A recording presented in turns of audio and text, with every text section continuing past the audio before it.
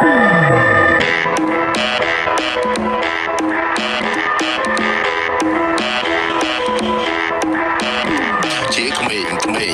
កពីស្រុកមូរស័យម៉ៃគាត់អ្នកលក់បាយគាត់ថាឡូយ៉ាដែលមានកូនជាកវី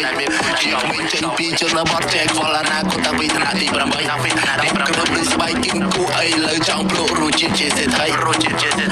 ពេលទៅកំណើតរូបចោលមកក៏ឆើតដើរកើតមកកំណើតកើតលើដីថ្មីអស់ដើរពី1ម៉ែត្រទៅ100គីឡូម៉ែត្រឆ្លងបានពីខេត្តជួបភ្នំពេញថ្មីផ្លុំទៅមកផែតដូចគេឲ្យហេតុភ្លឺដូចខែចិត្តតាំងពីនៅក្មេងខ្ចីតាំងពីដូចប្រែតហត់ដូចរោកែតដូចស្ដាយដូវវត្តតែមិនដូអូនស្រីបងគឺមិនដូអូនទេទៅចិត្តបងចុះបងមិនដែរងាករេបងគឺមិនមានចិត្តស្មោះបងជាកំឡោះគឺមិនដូអូនទេអត់ស្អកមិនហៅតែបងខែអត់អែមិនហៅតែបងយោរូបបងកំពុងតែអាប់រែងឲ្យស្អប់ប៉ុណ្ណានិយាយពីក្រៅខ្នងហៅបងឬបងណាប្រកាន់ហៅបងឬអត់បកាយតែអញសុំចែកមើលតាសញ្ញាបាននឹងថ្មីឯងកុំចង់វាយស្មៅយកចាស់ធ្វើខ្លាគ្មានគួរឲ្យស្រឡាញ់ទេកុំអង្គុយឲ្យខ្ពស់ជាងឈរបើបងអត់ចេះរកអានឹងពាក្យរបស់ខ្មែរអានឹងហើយខាឆ្កែត្រូវហើយជីវិតគឺមិនទៀងទេពេលខ្លះបងអូនធ្វើជាកំ pl បើអត់ចេញជាកំ pl បើជាត្រូវស៊ីកំភ្លៀសមែនហើយមានអណ្ដាតយើងកុំចេះតែកន្លោះមានមាត់យើងកុំចេះតែចំហដៀលគេថាអ្នកក្រក៏ឲ្យបែរជាជាក៏ឲ្យបែរជាក្មេងមកពីស្រុកមូរស័យម៉ៃគាត់អ្នកលក់បាយគាត់ថាឡូយ៉ាដែលមានកូនជាកវីជាក្មេងចេញពីជនបទចែកខ្វល់អនាគតតាំងពីថ្នាក់ទី8គ្រប់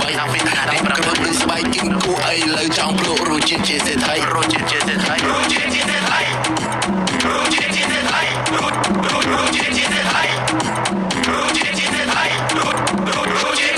គេក៏លោកដូចជាដូមីណូធ្វើការចាំសុកមិនដូលីអូខំប្រាំងត្រកមានតែពីតែស៊ូអង្គុយកាទូបារីកាមូក្បាលខ្ញុំពាក់មូបារណែបខេបការដូចចេះហ្វេនខ្ញុំរាប់ជាគូហ្វេនខ្ញុំក្មេងក៏កំពុងតែក្លែប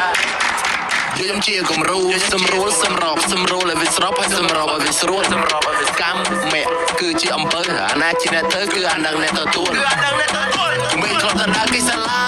ឥឡូវគេហៅថាសើគំរូកោបស៊ីលុយតែដុល្លារទៅពីដូចតាស៊ីមលូជីវិតក៏មកជាតិទេមកស្រាក់ក៏មកក្លេកក៏មកក្លាក់ក៏មកលេកក៏មកលាក់ក៏មកលៀមជោគភ្លៀមទៅត្រៀមរកប្រាក់ទៅប្រឹងប្រែងប្រាប់ទៅបញ្ញាប់រកប្រាក់ចេះຕົកចេះដាក់ទៅកុំដេកចង់សាប់ទៅប្រាប់ខ្លួនឯងក្មេងមកពីស្រុកមូរស័យម៉ៃគាត់អ្នកលក់បាយគាត់ថាឡូយ៉ាដែលមានកូនជាកវីជាក្មេងចេញពីជនបទចែកខ្វល់អនាគតតាំងពីថ្នាក់ទី8គ្រប់